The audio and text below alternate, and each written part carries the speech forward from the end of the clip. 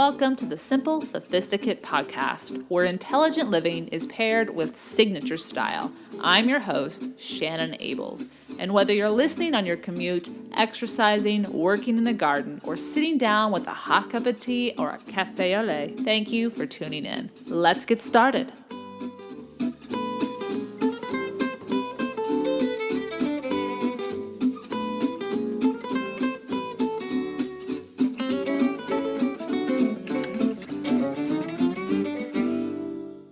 Welcome to the 213th episode of the Simple Sophisticate.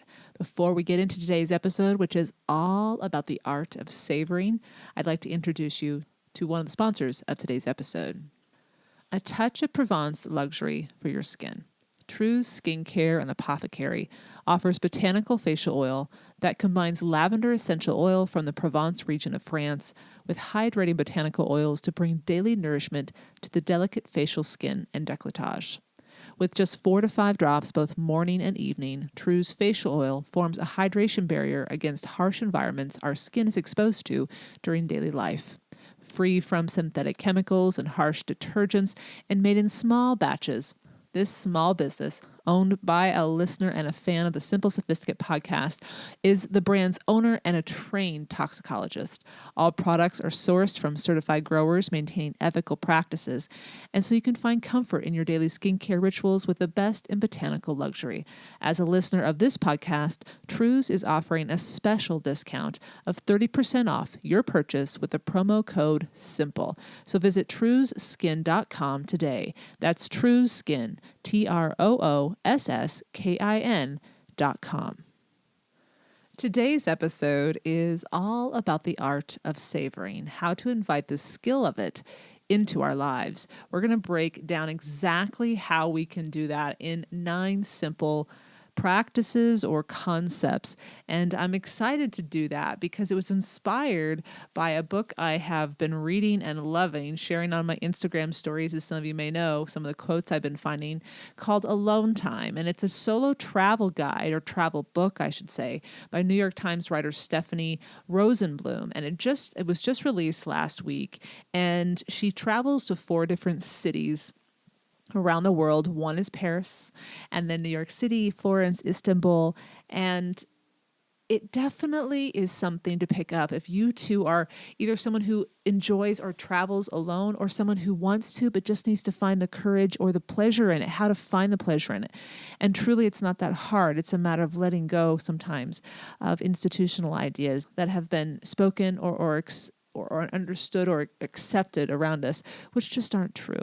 Because traveling alone is an amazing gift we can give ourselves. Do we always want to travel alone? Maybe not, but maybe so, depending on how you enjoy to travel. So that is the book that has inspired today's episode. It was a passage that I read within the book, and I thought to myself, woof, wait a second. I've read a few other things that have been talking about this concept of savoring.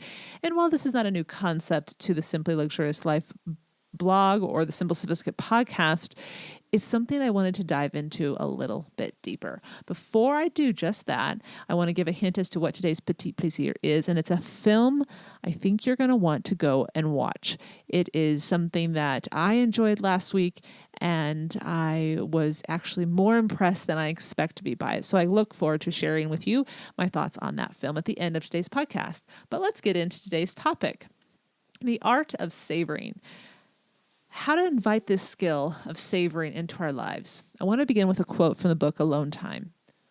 Alone, we can plumb local markets and examine their wares closely. We can breathe in and relish the flavors in a sauce or the coolness of a pitcher of cream. We don't necessarily take time to do these things in the presence of company, particularly during lively conversation. A solo meal is an opportunity to go slow, to savor. And while, yes, that quote is obviously in alignment with what her book is about, it's that last directive, to savor. Discovering, for example, an enticing book and being delighted with the contents, even more than expected, wanting the pages, the vivid images, the revelations to continue past the last chapter, or in experiencing a day long anticipated that unfolds seamlessly, exceeding expectation. Sitting down for a meal, bursting with precisely paired flavors, which make it all but impossible not to solely absorb and beg your memory to remember each moment of that experience. Savoring. As Stephanie Rosenblum shares in her new book about solo traveling, savoring has been long recognized by social scientists as one of the ways, not the only way, but one of the many ways to enhance our levels of happiness. And psychologist Sonia Liborinsky shares the benefits of becoming skilled in savoring. She states, quote, "People who become skilled at capturing the joy of the present moment are also less likely to experience depression, stress, guilt, and shame," end quote. So, okay, I'm in. The skill of savoring. Let's do this. Let's learn how to do it. Let's do it even better than we thought we were already doing it. I would like to talk about how exactly we can invite more opportunities to savor in our everyday lives. So let's get right into this. Number 1, become acutely aware of the goodness in each moment. Citing Fred B. Bryant's book, Savoring, A New Model of Positive Experience, which is actually an academic text, so you can pick it up. It's quite expensive, but I definitely appreciated what he has to say and what Rosenblum cited in the book. And she shares what he has found in his studies, and this was actually an older book. He states, we must come to be able to recognize when we are experiencing a positive moment. And in that moment, quote, aim for the most joy to be found, end quote. That is the definition of savoring. So just being aware of when those good moments are happening. We have actually probably more good moments than we realize if we'll just look for them. So that's number 1 of how to invite more moments to savor into our lives. Number 2 is to utilize your senses. Rosenblum cites Julia Child enjoying her first meal in France at La Couronne in Rouen and Poulain's founder's granddaughter as precise examples of becoming aware of what each sense is experiencing, from what something not only looks like, but smells, feels, sounds, and tastes like. So number 2 is to utilize all of your senses. Number 3, take your time. When we rush, we miss out. We miss the butterfly dancing around our nose, the passerbier's exquisite sartorial taste displayed in the most subtle but creative manner, and the scent of the boulangerie's freshly made bread in the morning as we walk to work. Savoring requires us to slow down, to reduce the amount of to-dos, and prioritize what we truly need as well as what we want to do. When we edit well, we live well, as it permits us time to be fully present. And when we are fully present, we are able to pause, observe the detail in the pastry we are looking forward to enjoying, but appreciating first the artistry and attention to detail that was spent. So number 3, take your time. Number 4, give your full attention. Case in point, in order to savor, we must be in the moment. We must not be distracted. Not only must we not be distracted by our phones, but also our minds and the ideas and thoughts that swirl about. Of course, we should use our minds. When we get lost in our minds, we can discover the most creative ideas that we never thought were possible. But when we are experiencing a positive moment, we need to choose to set those thoughts aside and soak up all that the current experience is offering you. Now I want you to ponder those first 4 ways to invite more savoring into your daily life. I'll list them off again. Become acutely aware of the goodness in each moment. Utilize all of your senses. Take your time and give your full attention. Ponder those for a moment. I'm going to introduce you to our second sponsor of today's episode. And after that, I'll dive back in and share the remaining 5 ways to invite more savoring into your life. furniture shopping is often a struggle. You want something that looks great and will last, but you don't want to spend $5,000 on a sofa. Plus, let's be real, you don't need bulky, oversized furniture that requires movers just to get it in the door, let alone up the stairs. The founder of Campaign felt exactly the same way, so he built a company made for people like us. Campaign makes sofas, chairs, love seats, and ottomans that are built to last. Everything they sell is made using quality materials like a steel frame that comes with a lifetime guarantee. Campaign's furniture arrives in just a few days in a flat packed box, so you don't have to schedule a delivery and wait around for it. Each piece is also made to assemble in just a few minutes, and you don't even need any tools to set it up. My favorite part is that they offer easy-to-remove covers, so you can change the look of your home without having to buy a new sofa. It also means that if you have a kid or a puppy or a dog, you can wash the covers or easily replace them. So why not check out campaignliving.com to see the goods? And there is a special deal for the Simple Sophisticate listeners. You can save $75 off any sofa, love seat, or chair when you use code TSS at checkout. That's campaignliving.com and use the code TSS to save $75 off your order. That's campaign, CAMPAIGN living.com. Okay, so let's get back to the 5 remaining ways to invite more savoring opportunities into our lives. Number 5 is let go of habits that don't enhance opportunities for savoring. So in some instances, adhering to habits, we have to be honest here, can be truly beneficial. And I've wrote about that a lot on the blog and on this podcast. And I've linked to all those ways that it is good to have habits. But it is imperative to examine closely the habits that we do follow and edit them accordingly. Rosenblum suggests letting go of, quote, multitasking, worrying, latching on to what's wrong or negative, and ruminating about the past or future. So number 5 is let go of habits that don't enhance opportunities for savoring. Number 6, focus on what you want and you'll find it more often. In order to find something to savor, we must look for it, desire it, imagine it, and come to understand why we want it. And if we are thinking about positive outcomes and experiences, we are more likely to come across them in the present moment. So that's number 6. Focus on what you want and you'll find it more often. Number 7, limit how often you let your mind wander. Whoa, this is going to be a difficult one for me, but we can do it. And it's not that we can't ever let our mind wander, but we need to be aware that by letting our mind wander, we often sometimes miss moments to savor. So here we go. According to a study conducted by Matthew A. Killingsworth, a Robert Wood Johnson Foundation Health and Society scholar, and Harvard psychologist Daniel T. Gilbert, quote, one of the strongest predictors of happiness is whether or not your attention is focused where you are in the present. People are substantially less happy when their minds are wandering than when they're not. Okay, so I'm going to try to do that.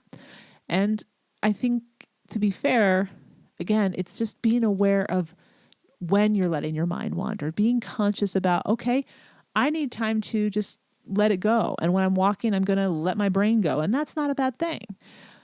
But it's when it wanders and we do not have the control. And I think that's a big part of this puzzle of controlling our mind that makes a big difference in the quality of our lives. Number 8, appreciate every moment as finite. When we recognize that any moment is precisely that, a moment, the skill of what they call temporal awareness, Rosenblum states, heightens our ability to savor and thus our enjoyment of the said moment. For example, today, on the 18th of June, we have 3 more days of spring. Why not do something in these next 3 days that you will not be able to do when summer arrives? Drink up this activity. Relish it. Get lost in it. So that when summer does arrive, you can know you drank up all that spring offered and are ready to be fully present in the new season. So that's number 8. Appreciate that every moment is something that is finite. And number 9, plan ahead to appreciate the event even more. Studies have revealed that planning well ahead of any trip or event heightens the appreciation when it arrives, as well as our happiness leading up to it in anticipation. The recognition of the work and effort paid to make the plans and either bring people together or attain a particular experience is something that heightens that appreciation. So upon being in the moment, the trip or the event, we are more readily prepared to be present and savor the experience. So number 9 is plan ahead to appreciate the event even more. While Rosenblum's book is focused on travel and specifically solo travel, when we welcome the skill of savoring into our everyday lives, we begin to enhance the quality, reduce the need to cling, and trust that we will be able to find something to savor each day. Some may be grander than others, but each offers a gift to experience happiness. Ultimately, when we acquire the skill of savoring, we are creating a memory in our minds, a file of sorts of experiences from each day, trip, or event, so that when we want to get lost in our past in a positive way, we can recall the beauty that we had experienced and thus be encouraged about how amazing our life has been and will continue to be.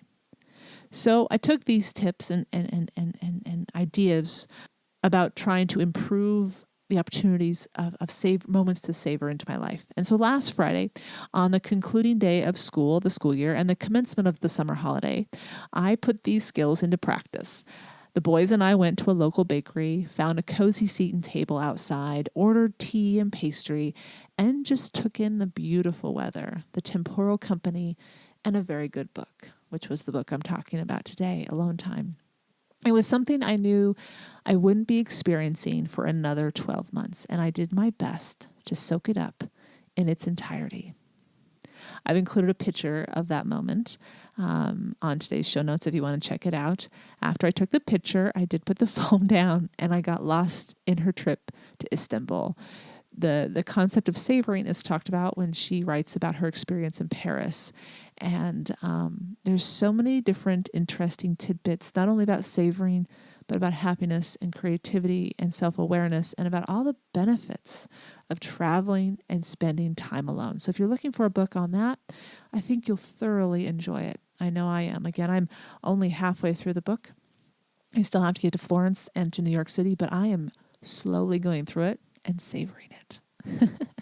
So visit the show notes. I've also included about 5 episodes and podcast episodes that I think you'll enjoy. Some on very specific topics, others about the very general concept of savoring. So if you want to dive deeper into this concept of savoring, whether it's regards to seasons or relationships, dive into the show notes, the simplyluxuriouslife.com/podcast 213. All right, I'll be right back with this week's Petit Plaisir.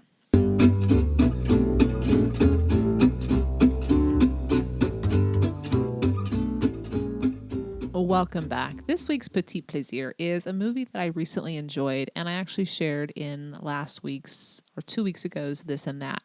It's the film Ocean's 8, starring Sandra Bullock and a long, amazing cast of talented women who 3 of them have won Oscars. 1 has won many Grammys, and there's so many other accolades for all of the actors and actresses on this list. As many of you know, there was the trilogy Ocean's 11, 12, and 13, directed by Steven Soderbergh.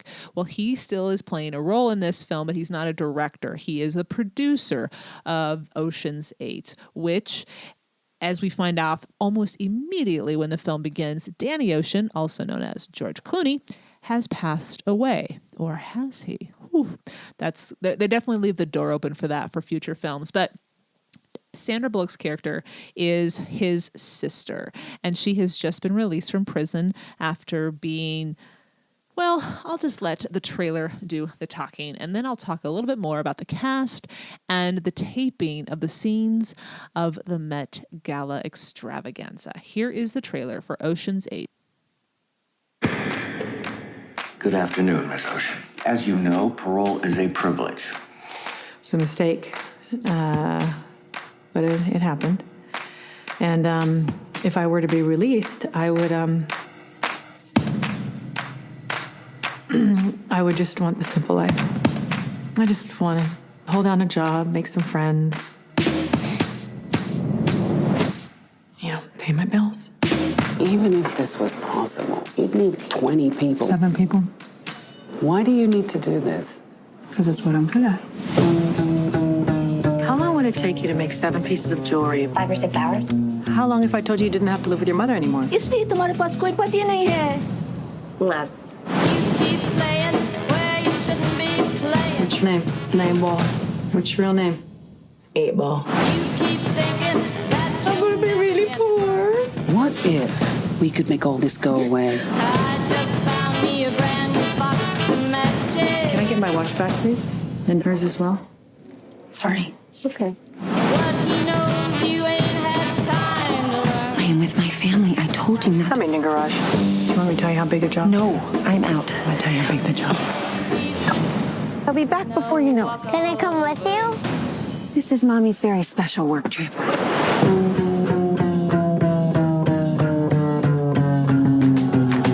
In 3.5 weeks, the Met will be hosting its annual ball. And we are going to rob it. Not the ball itself. On the neck of Daphne Kluger. Valued at over $100 million. $150 million, actually. These boots are made for walking. Revenge. It's a twofer. That's just what they'll do. Do not run a job in a job. One of these days, these boots are gonna walk all over you. Taylor Swift? Can't we just go to this? Do we have to steal stuff? Yes. These boots are gonna walk.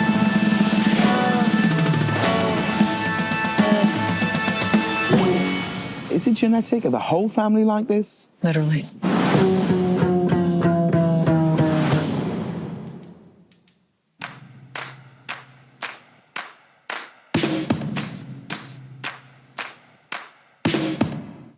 So let me just read off the 8 of Ocean's 8. We have Sandra Bullock. We then have Cate Blanchett. So 2 Oscar winners right off the bat. Anne Hathaway, also an Oscar winner. Mindy Kaling, Sarah Paulson, winner of Golden Globe Awards. We have Awkwafina.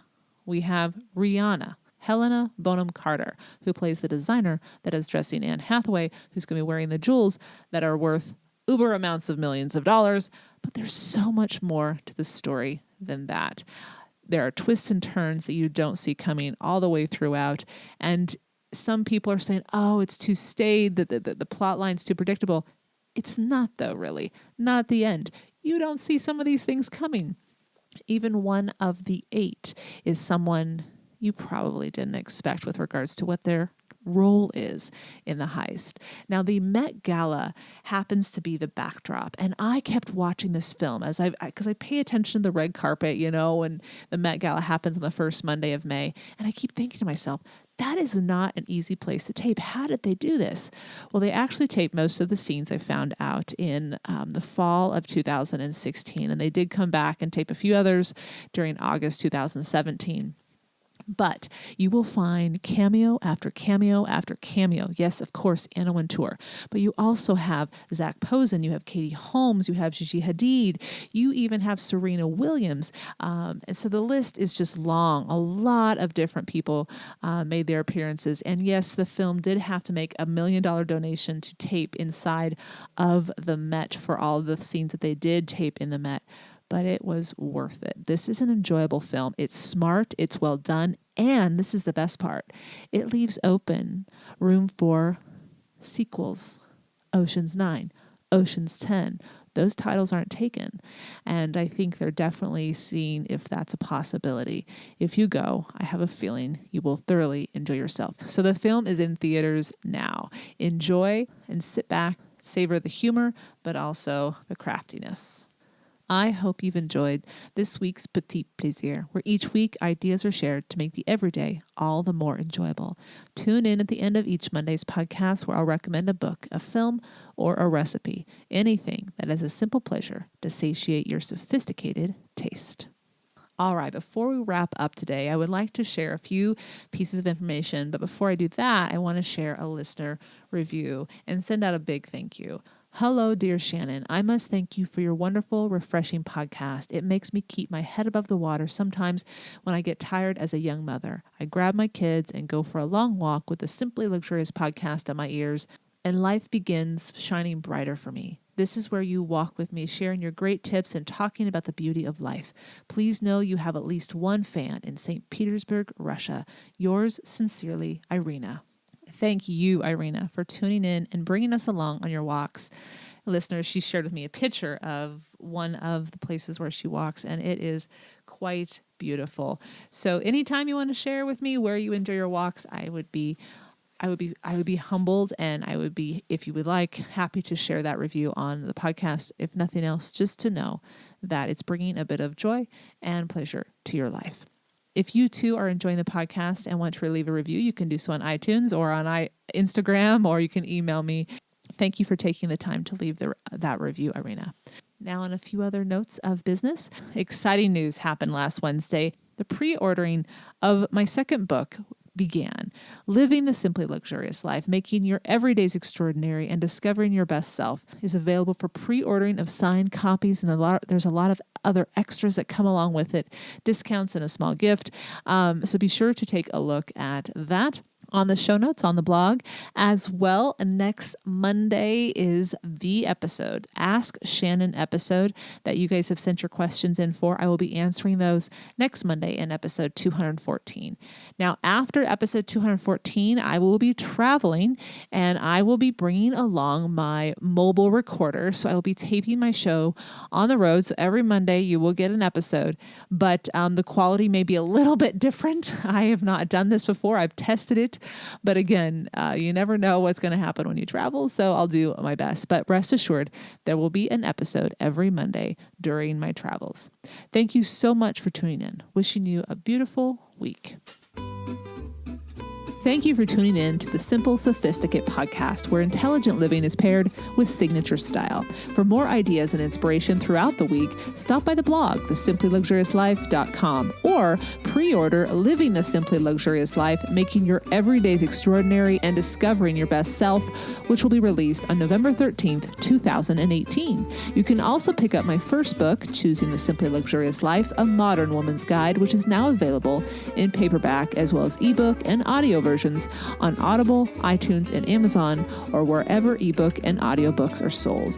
To stay caught up on the most recent episodes of the podcast, blog posts, and to receive exclusive news as well as an extra dose of inspiration to jumpstart your weekend, subscribe to the Simply Luxurious Life's weekly newsletter, which arrives in your inbox each Friday to enjoy with a hot cup of tea or a morning cup of coffee.